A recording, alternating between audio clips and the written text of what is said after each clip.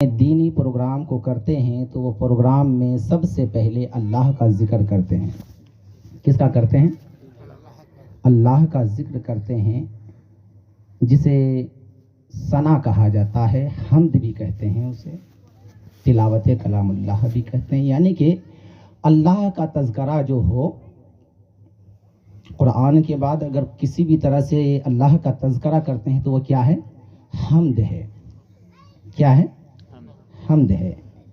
جب پیارے آقا علیہ الصلوۃ والتسلیم کی تعریف و توصیف کریں تو وہ نعت ہے نا۔ اللہ والوں کی تعریف و توصیف کریں تو وہ منقبت ہے۔ یہ شاعرانہ انداز کی بات بتا رہا ہوں میں آپ کو۔ تو تلاوت کلام اللہ کے بعد میں چاہتا ہوں کہ سرکار دو جہاں صلی اللہ علیہ وسلم کی شان کچھ شاعری انداز میں یوں بیان کرتے ہیں شاعر کہ کاش سرکار کے دور میں جیتا ہوتا، کاش سرکار کے دور میں جیتا ہوتا، ان کے قدموں سے لپٹ کر روتا ہوتا، ان کے قدموں سے لپٹ کر روتا ہوتا، میں سناتا انہیں سب دکھ درد اپنے، وہ مجھے پاس بلاتے میں نوازا جاتا، وہ مجھے پاس بلاتے میں نوازا جاتا، اور کاش سرکار کے دور میں جیتا ہوتا، ان کے قدموں سے لپٹ کر روتا ہوتا۔ حضرات محترم، یہ مرحومہ کے نام جب پروگرام کیا گیا ہے تو یہ ماں کے نام پروگرام ہے۔ کن کے نام ہے؟ ماں کے نام یہ پروگرام ہے، مرحومہ کے نام ہے۔ شاعر کہتے ہیں دل میں نفرت لبوں پر بد دعا ہوتی نہیں۔ ماں کے بارے میں شاعر کہتے ہیں کہ دل میں نفرت، ماں کے دل میں نفرت کبھی اولاد کے لیے ہو سکتی ہے؟ کبھی نہیں ہو سکتی۔ شاعر کہتے ہیں کہ دل میں نفرت لبوں پر بد دعا ہوتی نہیں، سب خفا ہو جاتی ہیں لیکن ماں خفا ہوتی نہیں۔ سب خفا ہو جاتی ہیں مگر ماں خفا ہوتی نہیں۔ میں نے دیکھا ہے سفر میں روٹی ماں کے ہاتھ کی، میں نے، یہ آپ لوگوں کے لیے عام بات ہوگی لیکن ہم جیسوں کے لیے جو ہے نا بہت خاص شعر ہے یہ، کیونکہ ہم اپنے ماں کے ہاتھوں کی روٹی سفر میں کھاتے ہیں۔ جو روٹی ابھی اگر مل جائے محلے والے ہمیں دے دیں تو تھوڑی سی کچی رہ جائے، ہے نا حضرت، موٹی رہ جائے، اور اس قسم کی کوئی بات ہو فوراً روٹی کو واپس کر دی جاتی ہے۔ کیا کہہ کر کے؟ روٹی صحیح بنی ہوئی نہیں ہے، سالن صحیح نہیں ہے، کھانا میرے پسند کے لائق نہیں ہے، میرے پسند کے نہیں ہیں۔ لیکن ماں کے ہاتھ کی روٹی اور ان کے ہاتھوں کے کھانے کے بارے میں شاعر کہتے ہیں کہ میں نے دیکھا ہے سفر میں روٹی ماں کے ہاتھ کی، باسی ہو جاتی ہے لیکن بے مزہ ہوتی نہیں۔ باسی ہو جاتی ہے لیکن بے مزہ ہوتی نہیں۔ دل میں نفرت لبوں پر بد دعا ہوتی نہیں، سب خفا ہو جاتی ہیں لیکن ماں خفا ہوتی نہیں۔ حضرات محترم، ماں تو بہت بوڑھی تھی، ماں تو بہت ضعیفہ تھی۔ عالی جناب رمضان صاحب کی والدہ ہے محترمہ، کم و بیش 111 سال کی جو ہے عمر پا کر کے حجن اماں کا انتقال ہوا۔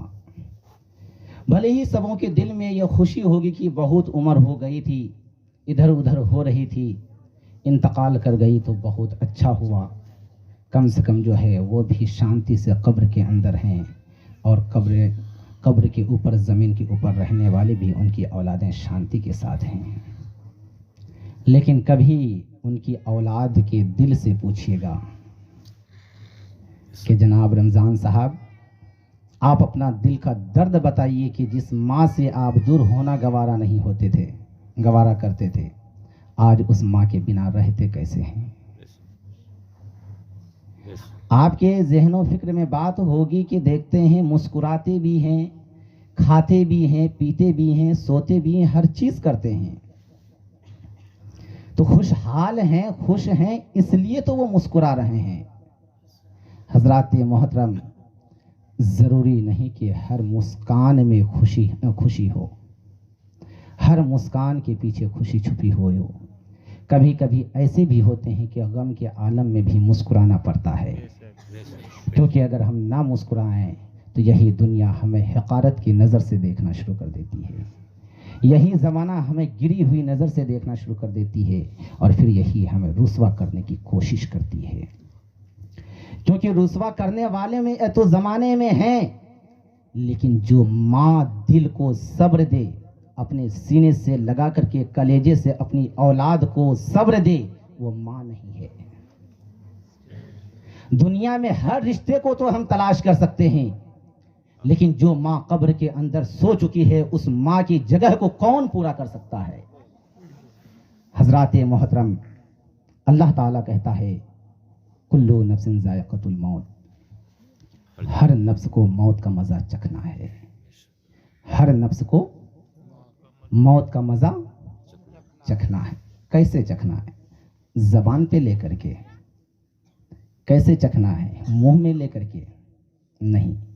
یہ چکھنا ایسا چکھنا ہے کہ کسی کو پتہ ہی نہیں چلتا ہے کہ کیسے چکھا جاتا ہے, اور پورا مزہ بھی لے لیتے ہیں, پورا مزہ بھی لے لیتے ہیں.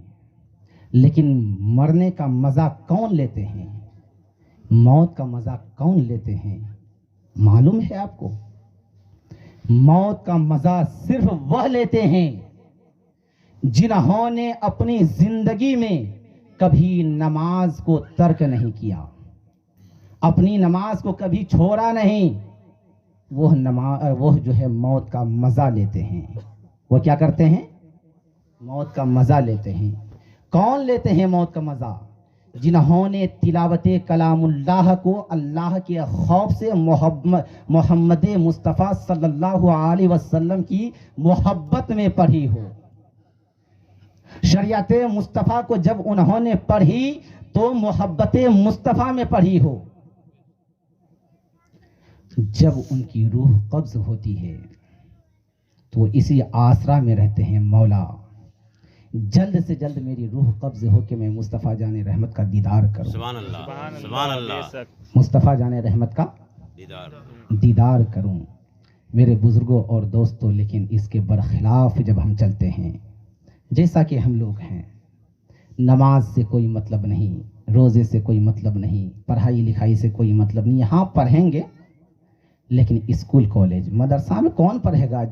جس بچے کے ماں باپ نہیں ہیں, جن کے ماں باپ غریب ہیں, کمانے کی ہمت نہیں رکھتے, طاقت نہیں رکھتے ہیں, وہ پڑھیں گے, وہ امامت کریں گے, وہ مدرسے میں پڑھائیں گے, وہ جو ہے دینی بات اور شریعت کی بات بتائیں گے.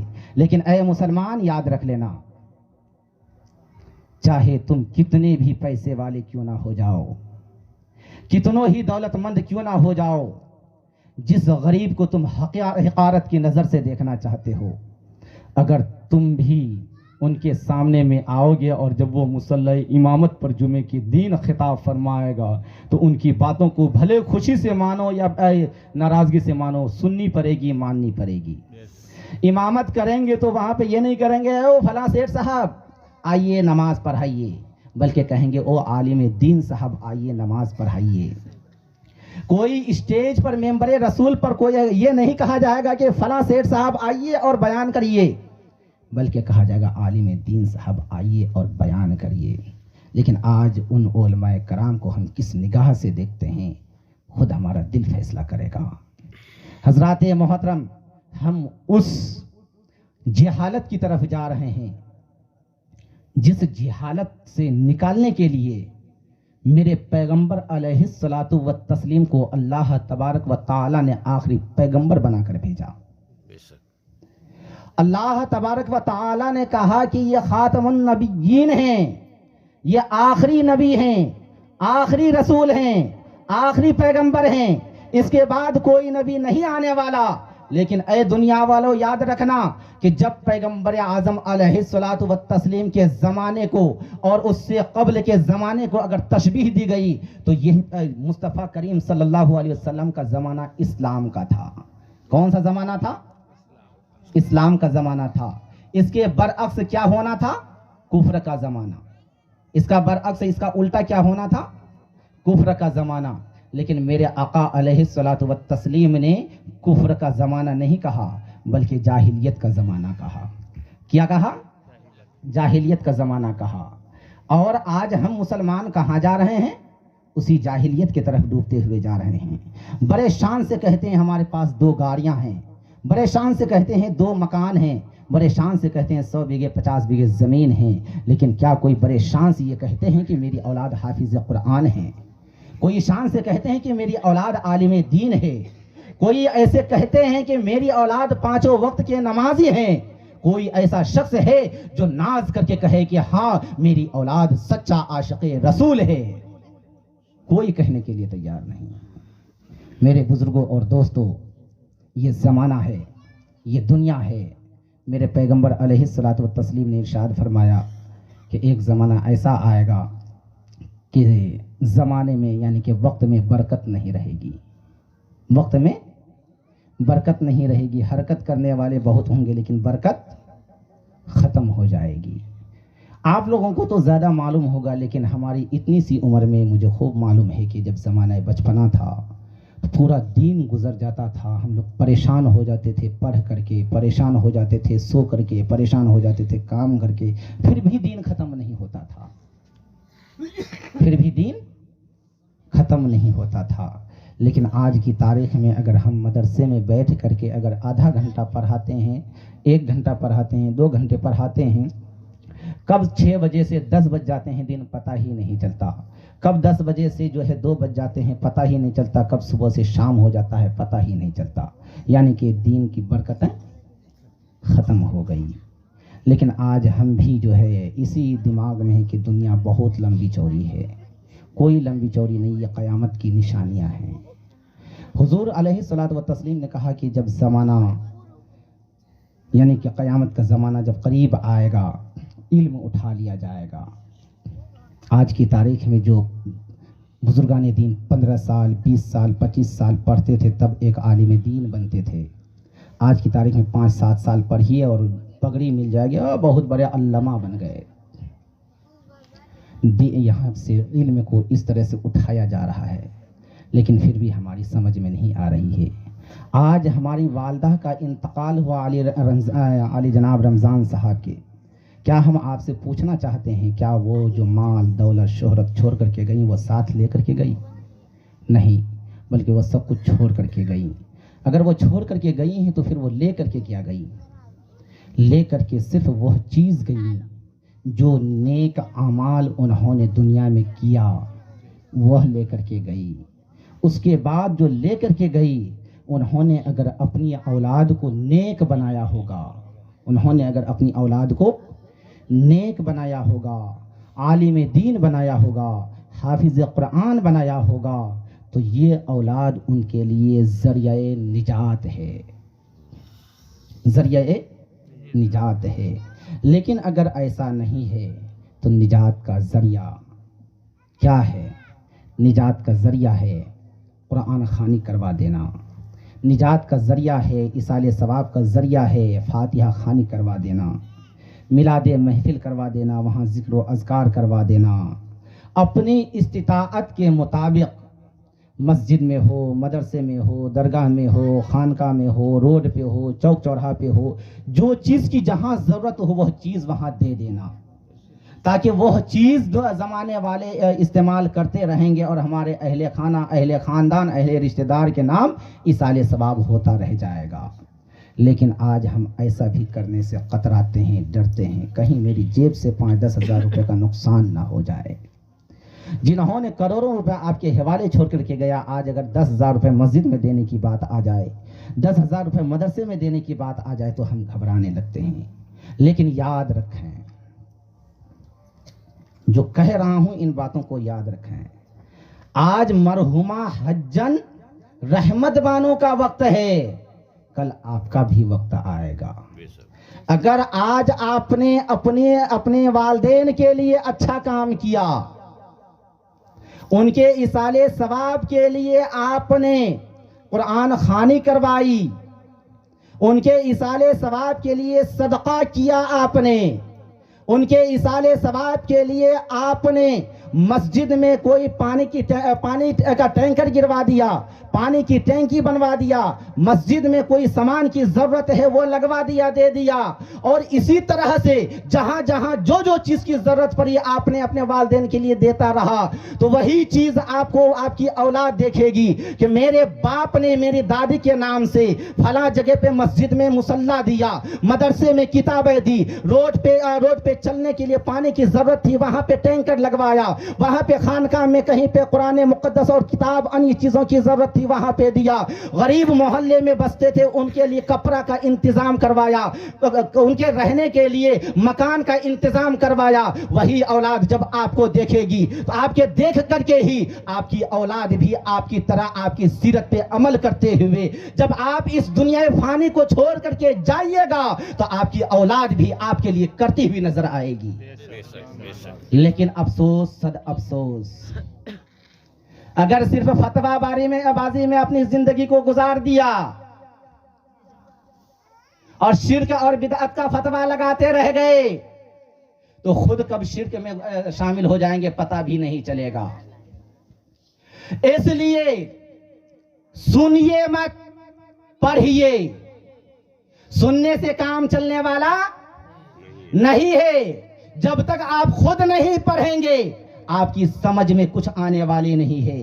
حضرات محترم، آج کی تاریخ میں 10واں 20واں 40واں 50واں معلوم نہیں کتنے وہاں ہیں، لیکن کن کے نام سے ہیں؟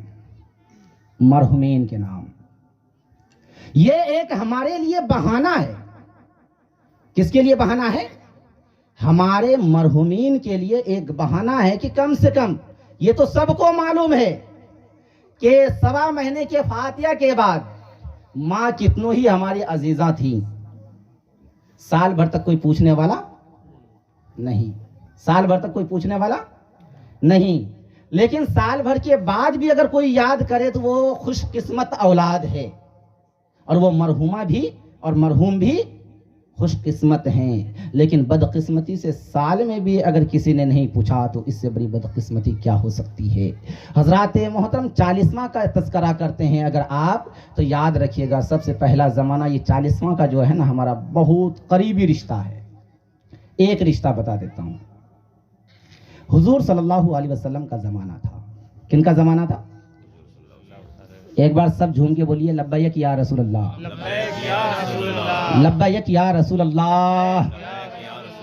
یا رسول اللہ کے نعرے سے ہم کو پیار ہے، جنہوں نے بھی یہ نعرہ لگایا ان کا بیڑا پار ہے۔ حضرات محترم، مکہ شہر میں جو بڑے بڑے پیسے والے تھے، سردار تھے، سبوں نے مل کر کے ایک میٹنگ کری۔ کیا کیا؟ میٹنگ کی، اور میٹنگ میں ابو جہل جیسے، ابو لہب جیسے بڑے سے بڑا شیطان وہاں موجود تھا، اور اس زمانے کے شہر مکہ کے سب سے بڑا جلالی انسان جسے فاروق اعظم کہا جاتا ہے، وہ بھی اس محفل میں میٹنگ میں موجود تھے۔ جب ان لوگوں کی میٹنگ چل رہی تھی کہ اب تک میں مسلمان 39 ہو گئے ہیں، کتنے ہوئے ہیں؟ 39 ہو چکے ہیں، لیکن 40 ہونے نہیں دینا ہے۔ میٹنگیں چل رہی تھی، سوچا کہ یہاں پہ شیطان بھی شامل ہوا، دیکھا کہ یہاں پہ ان لوگوں کی سمجھ میں نہیں آئے گی۔ شیطان گھسا، اور گھسنے کے بعد ان کو بتانے کی کوشش کیا کہ دیکھ ایسے تو تم لوگوں کی سمجھ میں نہیں آئے گی، یہ کام جو ہے نا عمر کے حوالے چھوڑ دے۔ کن کے حوالے چھوڑ دے؟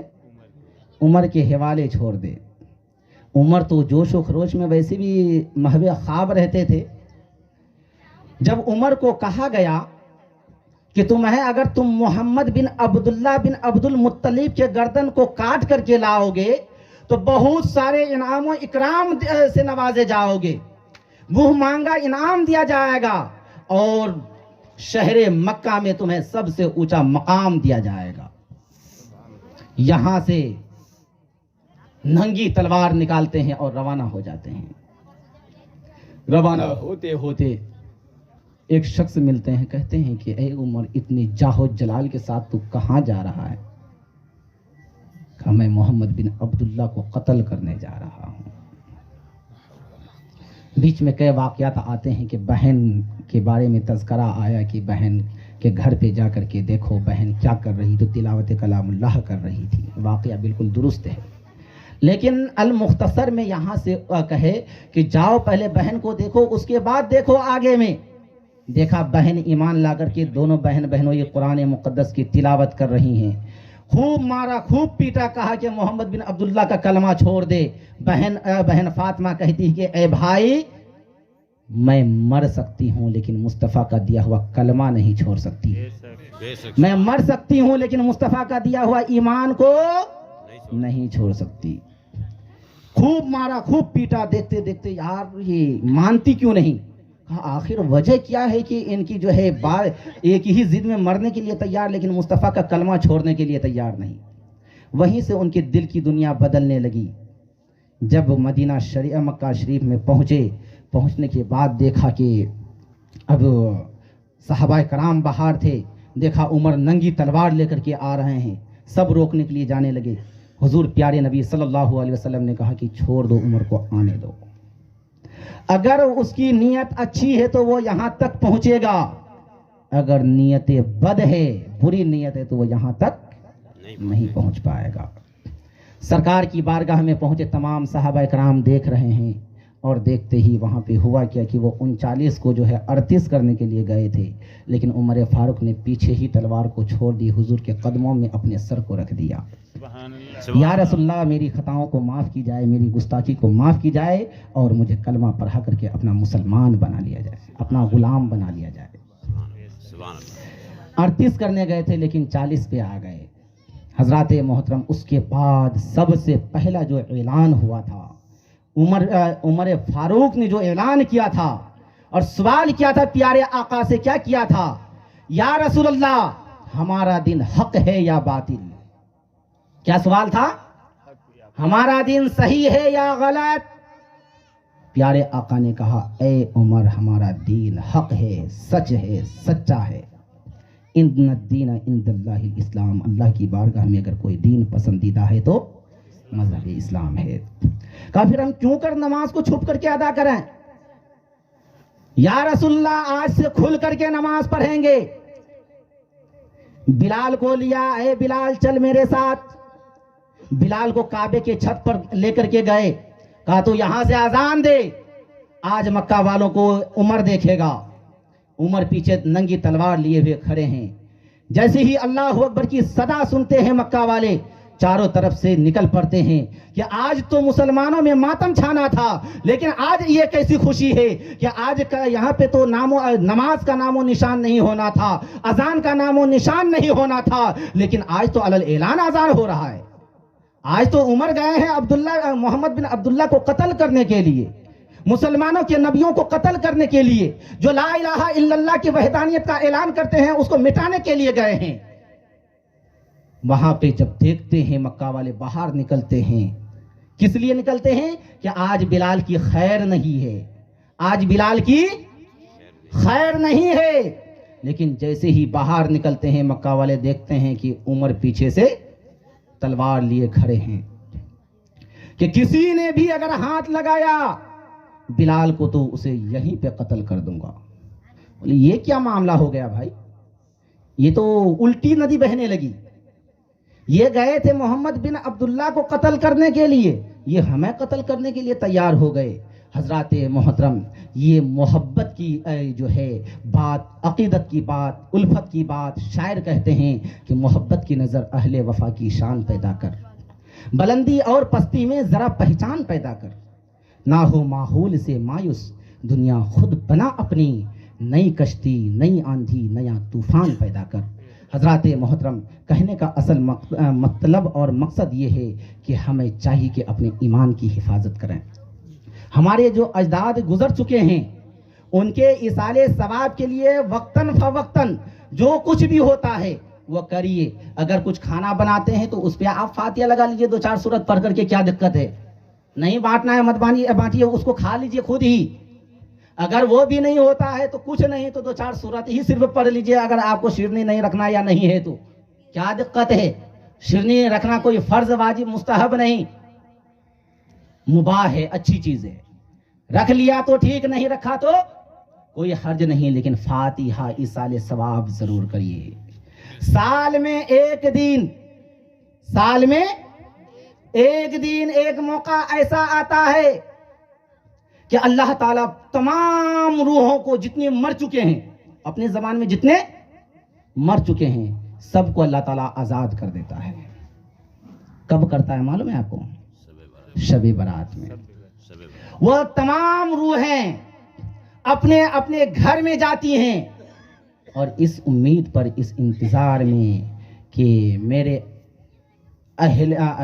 میرے اجداد، میرے بچے، میرے پوتے، میرے پوتی، میرے بیٹے، میری بہو میرے نام کچھ بنا کر کے اچھی چیزیں اور اس پہ کچھ قرآن مقدس کی تلاوت کر کے اور میرے نام ایصال ثواب کریں گے۔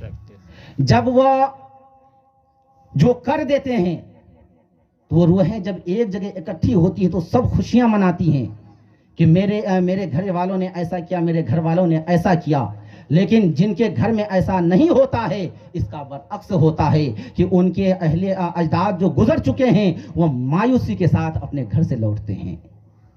ان محفلوں میں، روحوں کی محفلوں میں جب جاتے ہیں، ان کے مایوسی کو دیکھ کر کے اور سب روحیں پوچھتی کیا ہوا؟ وہ روحیں کہتی ہائے ہائے میں برباد ہو گئی، ہائے میں تباہ ہو گئی۔ کیا ہوا؟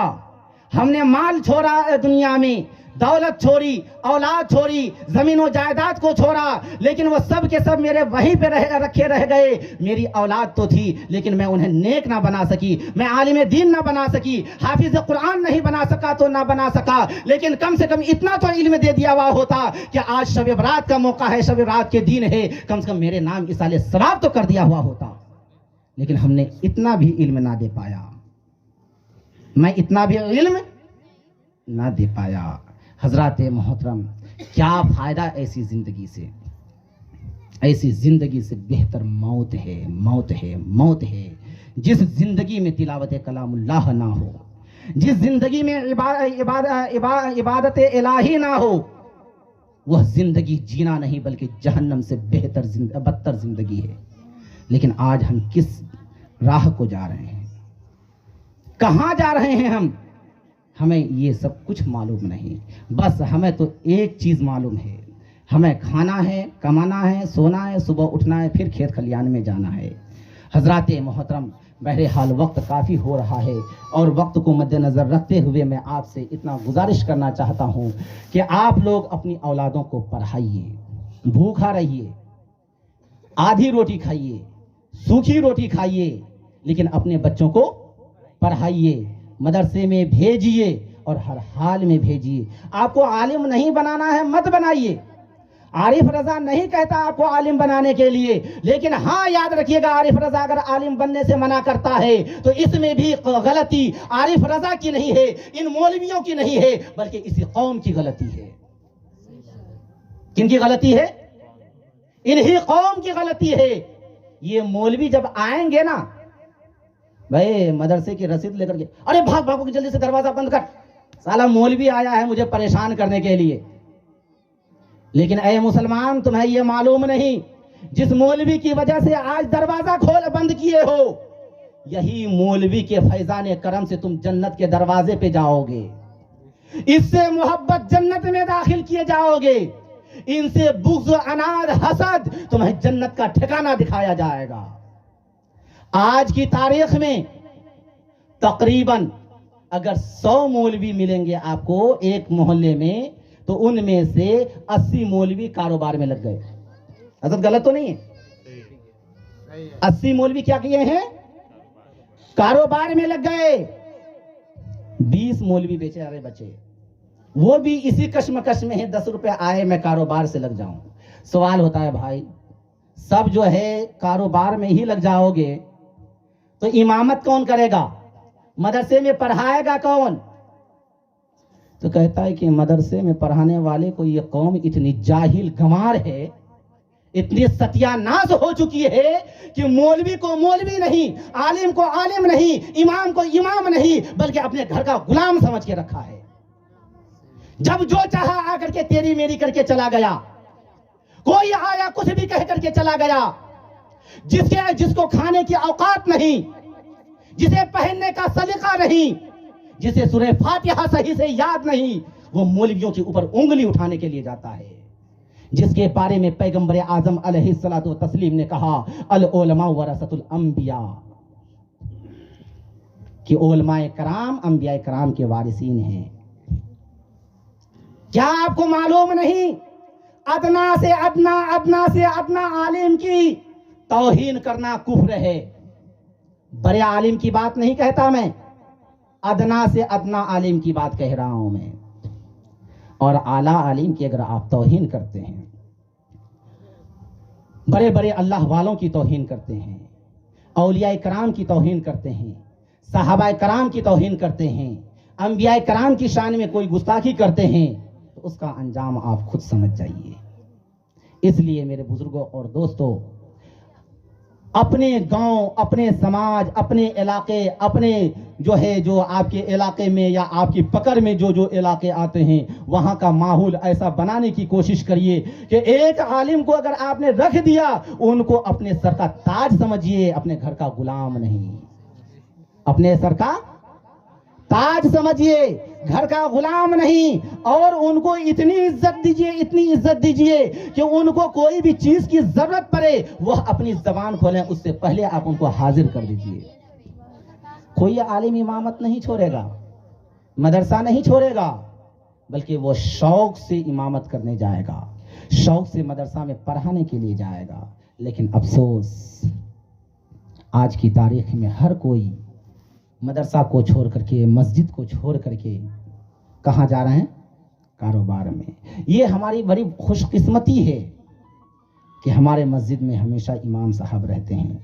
یہاں سے چلے جائیے آپ باسنی شریف، کہاں چلے جائیے؟ باسنی، اور وہاں سے تقریباً جو ہے 2500 سے 3000 مدرسے چلتے ہیں۔ اور ان سے یہ ایک بات صرف پوچھ لیجئے، حضرت ابھی آپ کے پاس کتنے مدرسے خالی ہیں؟ وہ سیدھا سوال کیا کریں گے معلوم ہے؟ آپ کے پاس کتنے عالم خالی ہیں؟ کیا کہیں گے؟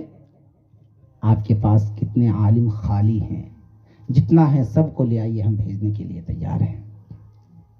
آپ اندازہ لگا سکتے ہیں کہ اگر یہاں امام ہیں تو کچھ ایسے بھی گاؤں ہیں، محلہ ہے، جہاں امام جو ہے مہینہ 15 دن سے نہیں، 6 مہینے سے غائب ہیں۔ آخر کیوں؟ اس لیے مسلمانوں، اپنے آپ کو جو ہے سنبھالو، اپنے کردار کو سدھارو، کیونکہ جب تک کردار کو نہیں سدھارو گے تو اسی طرح سے جس طرح سے دنیا ہمیں رسوا کرتی ہوئی نظر آ رہی ہے، اور جگہ جگہ پہ رسوا کرتی ہوئی نظر آئے گی۔ شاعر کہتے ہیں آنے لگی جو پاس میں دولت حرام کی، رسمیں تمام بھول گئے احترام کی، وضو غسل کے فرائض جسے پتہ نہیں، غلطیاں وہ بھی نکالنے لگے امام کی۔ حضرات محترم، بہرحال بات چل رہی تھی اصالِ ثواب کی۔ آپ لوگوں سے گزارش ہے کہ سامنے شب برات ہے اور مہینہ شعبان المعظم کا چڑھ چکا ہے۔ ہر کوئی اپنے گھر میں قرآن خوانی کروائیے۔ قرآن خوانی نہیں کروا سکتے ہیں، آپ پڑھے لکھے ہیں تو خود پڑھیے، اور جتنا پڑھتے ہیں کوشش کیجیے روزانہ جتنا پڑھتے ہیں اتنا جو ہے اصالِ ثواب اپنے اجداد کے نام کرنے کی۔ لیکن خصوصی طور پر 13ویں 14ویں شعبان کو ضرور کرا کیجیے۔ اس کے علاوہ ہم اکثر و بیشتر فرض کو چھوڑ کر کے کہاں بھاگتے ہیں معلوم ہے؟ نفل کی طرف بھاگتے ہیں۔ خیال رکھیے گا کہ ہم لوگ اکثر و بیشتر آدمیوں کی نماز قضا رہتی ہے کہ نہیں رہتی ہے؟ اس لیے ایسی صورتحال میں آپ کے نوافل کسی کام کے نہیں، آپ کے نوافل کسی کام کے نہیں۔ اس لیے جب آپ کو نفل پڑھنا یاد آئے تو نفل کو چھوڑ کر کے قضائے عمری شریف پڑھیے۔ کیا پڑھیے؟ قضائے عمری پڑھیے۔ آپ کی زندگی میں جو نماز قضا ہوئی ہے وہ پڑھیے، اور اپنے اجداد کے نام اصالِ ثواب کریے، اور اسی طرح سے وقتاً فوقتاً جیسے جو بھی ہوتا ہے آپ میلاد محفل سجاتے رہیے، قرآن خوانی کرواتے رہیے۔ آج کہتے ہیں ہمارے گھر میں برکت نہیں ہوتی، برکت کہاں سے ہوگی آپ کے گھر میں؟ قرآن خوانی کرواتے ہیں، قرآن شریف پڑھتے ہیں نہیں پڑھتے ہیں، قرآن خوانی کرواتے ہیں نہیں، فاتحہ خوانی کرواتے ہیں، کچھ نہیں، کچھ مت کرو، کم سے کم قرآن شریف کی تلاوت تو کرو گھر میں۔ کم سے کم نماز تو پڑھو گھر میں. کچھ نہیں ہوتا ہے میرے بزرگوں اور دوستوں. رات اپنی ہے, بات اپنی ہے, پوری زندگی اور پوری رات بات کرتے رہو, کوئی فرق نہیں پڑتا اور بات ختم ہونے والی نہیں ہے. اس لیے المختصر میں جو کہنے کا اصل مطلب اور مقصد ہے کہ نماز کی پابندی کریے اور اپنے اجداد کو مت بھولیے. جب انہوں نے آپ کو یاد رکھا تو آپ کی بھی ذمہ داری بنتی ہے ان کو یاد رکھیے. اور آخر میں اللہ تعالیٰ کہتا ہے کہ ان اللہ و ملائکتہ یصلون علی النبی یا ایھا الذین آمنوا صلوا علیہ وسلموا تسلیما. اللہ اور اس کے فرشتے نبی پر سلام بھیجتے ہیں. یا ایھا الذین آمنوا صلوا علیہ وسلموا تسلیما. اللہ تعالیٰ نے یا ایھا الذین آمنوا کہہ کر کے کیا کیا معلوم ہے آپ کو؟ ایک دیوار کھینچ دیا. کیا کیا؟ دیوار کھینچا. کیسی دیوار کھینچی معلوم ہے؟ نور والی دیوار, ایمانی دیوار. کہا یا ایھا الذین آمنوا صلوا علیہ وسلموا تسلیما. اے ایمان والو, تم بھی میرے نبی پر خوب خوب سلام بھیجا کرو. اب آئیے ایک حدیث پاک پھر سنیے, بات مکمل ہوگی. حضور کہتے ہیں کہ من نسی الصلاۃ خطا طریق الجنتی. جہاں میرا چرچا کیا جائے, میرے اوپر جو شخص سلام نہیں بھیجے گا, درود نہیں بھیجے گا, بروز قیامت وہ جنت کا راستہ بھول جائے گا. اللہ اکبر کبیرہ. جو نبی پر سلام نہیں بھیجے گا وہ جنت کا راستہ بھول جائے گا. آپ بھٹکتے رہیے, نمازیں پڑھتے رہیے اور تلاش کرتے رہیے. اب آپ لوگوں سے گزارش ہے کہ سب کھڑے ہو کر کے نبی پاک صلی اللہ علیہ وسلم کے اوپر صلاۃ و سلام پڑھ لیجیے.